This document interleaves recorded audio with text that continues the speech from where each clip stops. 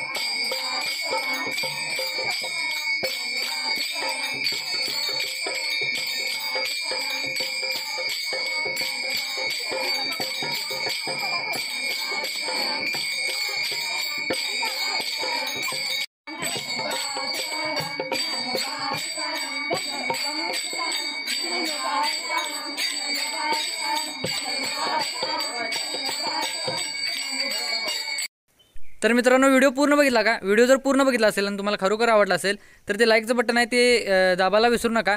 चॅनलवर जर नवीन असाल तर सबस्क्राईब करायला देखील विसरू नका, कारण असेच तुम्हाला रोज नवनवीन व्हिडिओ घेऊन येण्याचा मी पूर्ण प्रयत्न करेन। आणि जर खरोखर व्हिडिओ आवडला असेल तर कमेंट देखील करून सांगा तुम्हाला आजचा व्हिडिओ कसा वाटला।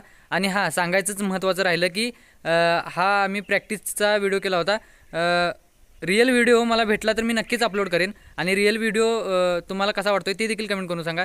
आणि BCom भाग 3चा द्वितीय क्रमांक आला होता आमचा. फर्स्ट प्राईज नर्सिंगवाल्याने घेतलं होतं आणि द्वितीय क्रमांक आमचा आला होता. तर मित्रांनो खूप अतिशय आनंद झाला होता.